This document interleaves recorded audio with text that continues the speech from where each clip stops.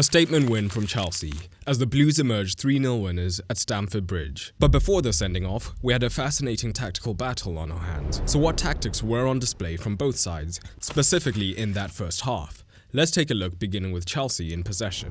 When Chelsea were looking to build from deep, we know Barcelona like to defend with a ridiculously aggressive high line, so that was naturally paired with a desire to press high up the pitch. But it wasn't mindlessly chasing after the ball, but rather we saw La Blaugrana use an option-oriented pressing system high up the pitch, led by Lewandowski and Lamine Yamal. The ball tended to go to Chalobah, where Yamal would then look to press from out to in, making sure that the pass into Cucurella wasn't available. At the same time, in this initial phase, Lewandowski's job was to cut out a deep midfielder to minimize the chances of Chelsea playing through the center. And naturally, this left the pass into Fofana free, and only once he had received the ball would Lewandowski spring forward onto the center back, again while still trying to cut out the pass into the midfield.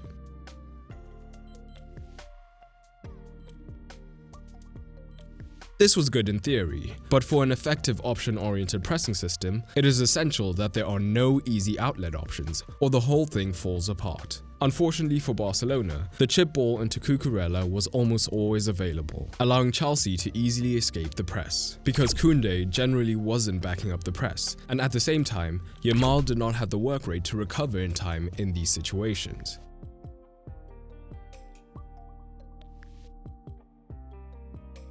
And Cucurella ended up having the most touches on the pitch as a result. But most of the times that this happened, particularly early on, Cucurella wasn't particularly aggressive when driving forward with the ball at his feet. So, at times, this did not particularly hurt Barcelona. And that was because for the most part, Maresca wanted to use the Spaniard as the more defensive fullback. But at the very highest level, a player with time and space, combined with runners in behind and a high line, is a recipe for disaster for the defensive team. So we did see Chelsea use these positions to look to play in behind. This right side issue became so problematic for Barcelona that they were forced to shift their pressing structure, with Yamal moving back out wide onto Cucurella and Fermin Lopez being more aggressive from the midfield when possible. But there is a massive difference between being positioned near your man and defending your man, as on more than one occasion, Cucurella was able to get onto the ball with Yamal in close proximity. But because of the lack of intensity from Yamal, Cucurella was still able to get his pass off, again helping Chelsea to look to take advantage of that high line.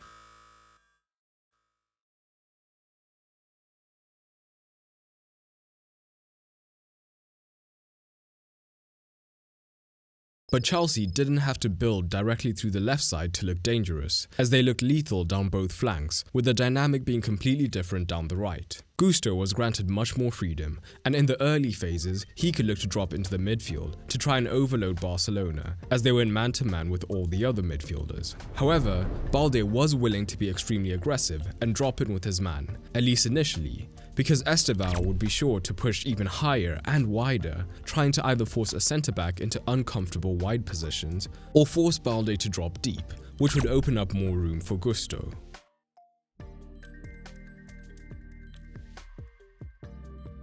But as the game progressed, the relationship between this pair grew even stronger, with Ferran often caught higher up the pitch pressing Fofana. When Chelsea shifted into a back three, Gusto would push extremely high, either inside or outside of his winger. And crucially, it meant that there could be a 2 versus 1 against Balde opening up. And this overloading of Balde could be effective either for the run in behind,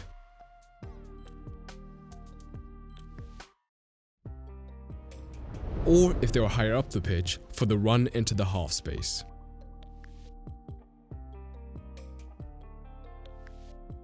And generally, the runs in behind are what Barca struggled with the most. Barcelona's high line is not news, but if forwards are making runs from higher up, Barcelona can still be effective with that offside trap. But opponents have become better and better at using runs from deep to break down the offside trap, while the Barcelona defensive line is still moving forwards.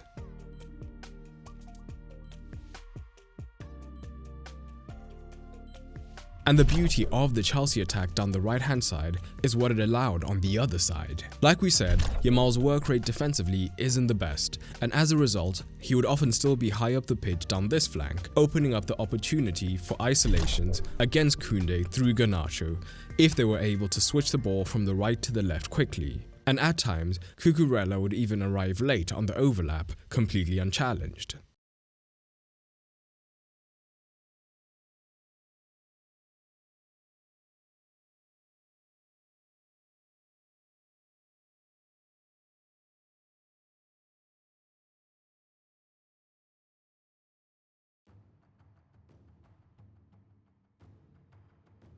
But what Chelsea did out of possession was just as interesting as their play in possession, as they actually had a similar pressing structure to Barcelona's, but with some important tweaks that made all the difference. So let's take a look at that. And if you've been thinking about getting tactical mastery, now is the time, as we have just under 2 days left in our Black Friday sale, which you can get by clicking the link in the description and using code FMS Black Friday at checkout. Tactical Mastery is simply designed to be your one-stop resource to learn everything you need to know about analysis from the ground up, as I've compressed a decade of learning tactical analysis into a highly detailed but simply presented program that cuts no corners. The goal of the program is simple: transform you into a highly skilled and confident tactical analyst. But learning in theory is the first step, so I've negotiated with my software provider, Once Video Analyzer, so that if you act now, you also get 40% off their software. Not only that, when you join Tactical Mastery, you get access to a community of other analysts, some who are early in their journey, and some with badges from various FAs or even UEFA, meaning that you will be able to learn from the community and push yourself forward faster. So head over to footballmadesimple.co.uk to get access to this Black Friday deal. When Barca were in possession, they also had their right winger pressing the centre back, but the Blues were much more aggressive with the press and were less option oriented, and instead it was a man oriented press, with Neto and Estevao applying direct pressure onto the centre backs. The difference between this and Barcelona's press shape is where Koundé was more passive, Gusto from right back was willing to apply immediate heavy pressure onto Balde to trap Barcelona in this region quite often, with Fofana backing him up.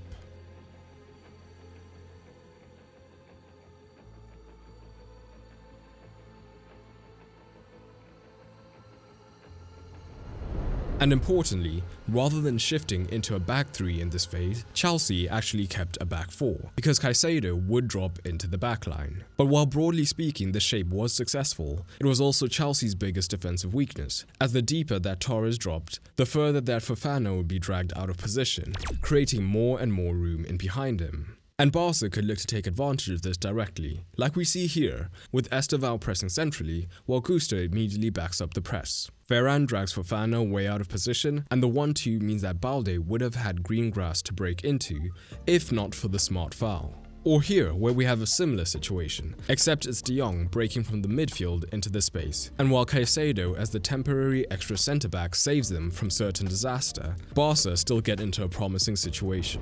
But there was another implicit risk in the Chelsea high press shape, as they had essentially shifted into a 4-4-2 or a 4-2-4, with Caicedo having dropped in, meaning of course they only had 2 men in the midfield. So it was absolutely vital that this man-to-man pressure prevented any play through the middle, because on more than one occasion when Caicedo was caught deep, it meant that Fermin Lopez would have acres of space to receive between the lines and be running at the defense. So, a really interesting tactical match, especially while things were 11 versus 11, showing how subtle tweaks make all the difference at the very highest level. But what did you make of the match, and how far do you see each team going in the Champions League? Drop it down below, and don't forget to check out Tactical Mastery using the code FMS Black Friday to get 30% off if you act now, to learn in depth about concepts like option-oriented pressing systems and so much more.